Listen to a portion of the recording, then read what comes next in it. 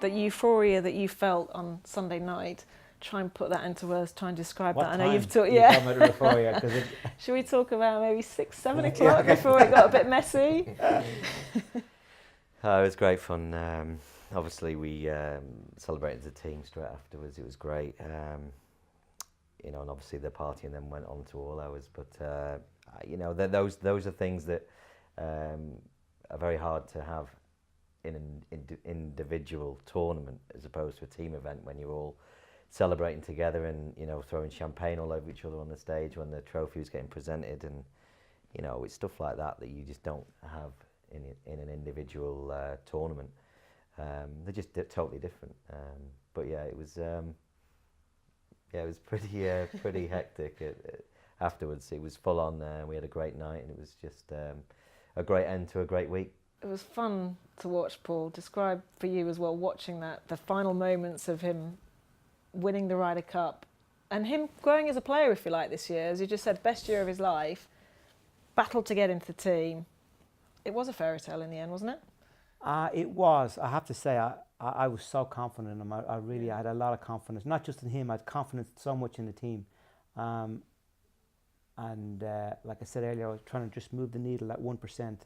If we could do that, you know, in quite a number of areas, all of a sudden that would add up to quite a big percentage. And that's all I was trying to do as a captain. But his shot, I mean, what a way to finish the shot. I was kneeling beside his caddy when the ball was in the air. I was saying quietly, "Get up," and the caddy said, "Nay worry, it's plenty club," and sure enough it was over. And then I went to jump on him, and when I was in mid-air I realised Tom Watson was just to his left-hand side, and I didn't want to be celebrating in Tom's face, so I quickly backed down and went over and shook his hand. So that's why I kind of moved in that direction. But it was great. I was in the radio though. I was saying, where was Poulter, what was the boost on, what was that game, because I know what it's like in that situation. And you lose 1 or 2 holes and all of a sudden the hole shrinks and everything shrinks on you, and it's easy to go wrong. But I mean, to hit a shot like that under that pressure was tremendous. And what a way to finish. There's always a grandstand finish in the Ryder Cup for some reason, and you provided it this year.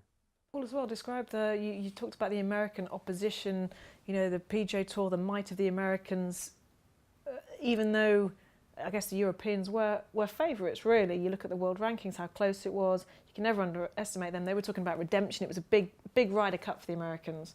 To win convincingly in the manner you did, what satisfaction, what complete satisfaction do you take from that performance? Everything you did, but also the way your players performed for you.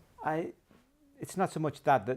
The thing that gives me most pleasure is right afterwards. I remember holding you in front of the TV, that ugly face of yours, and saying, "Look how happy this face is." And it was the amount of pleasure it gave so many people. That's where the value of captaincy comes. It's what you've done to facilitate a situation where so many people are having so much fun and are so emotionally engaged with what's happening on a golf course. None more so than the players, and that's where the value comes, and that's the pride that you get back.